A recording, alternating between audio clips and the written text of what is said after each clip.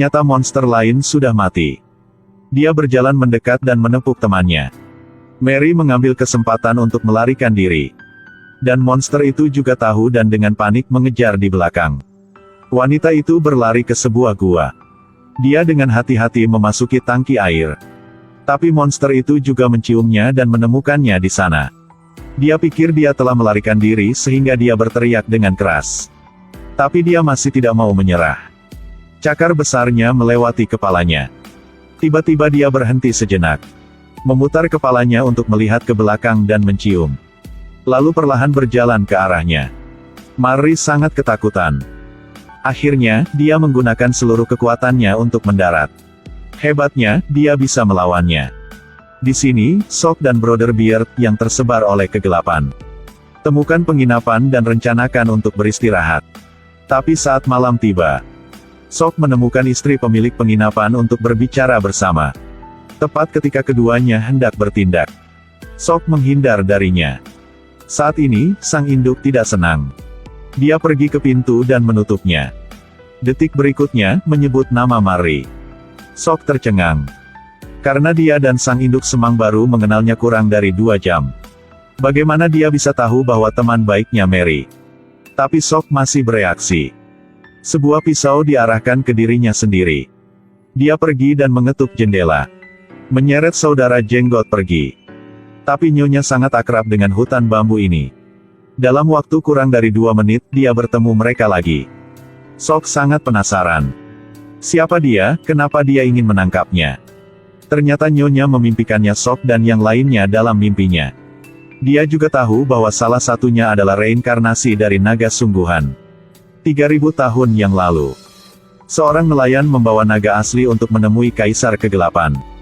Tidak butuh waktu lama bagi pria dari rakyat jelata untuk menjadi seorang kaisar. Dan sekarang seorang Nyonya juga ingin membawa naga asli ke kegelapan kaisar. Dengan begitu dia bisa berubah dari murai menjadi Phoenix. Dia juga tahu bahwa dia sendiri bukan tandingan keduanya. Jadi dia menghubungi orang bermata satu untuk membantunya. Sangat cepat dia akan datang. Tapi dalam sedetik, sebuah pisau telah menembus leher Nyonyanya. Pembantu ini adalah orang tua yang misterius. Di sini ketiganya Lisa bertemu seorang kenalan damai. Orang ini juga seorang veteran. Dia mengklaim bahwa dia akan menangkap pria yang bereinkarnasi sebagai naga. Tapi orang ini belum pernah dilihat Lisa. Jadi siapa dia? Mengapa dia ingin menjadi naga sungguhan? Orang ini terlalu galak mengandalkan kemampuannya sendiri untuk menghancurkan seluruh kekaisaran. Keduanya melemparkan tombak mereka dengan keras. Dan pria itu hanya sedikit menggerakkan jari kelingkingnya.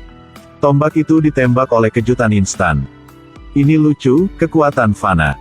Bagaimana itu bisa dikalahkan dengan kekuatan tertinggi seperti itu? Dalam waktu kurang dari 3 menit, seluruh keluarga orang itu langsung dikalahkan oleh naga palsu. Bahkan G harus menyerah padanya. Setelah dia mendengarnya di Menara Putih, dia mengirim 7 divisi untuk mengalahkan naga palsu itu.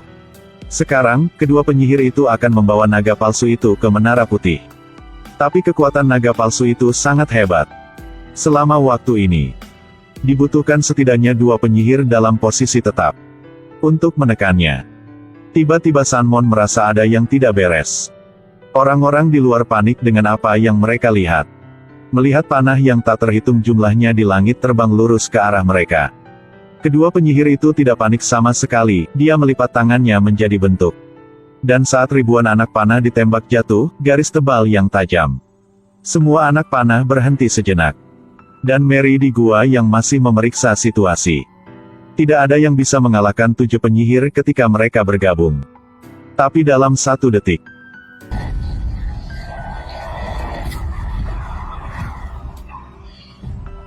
seluruh kusen pintu besi diterbangkan oleh naga palsu itu.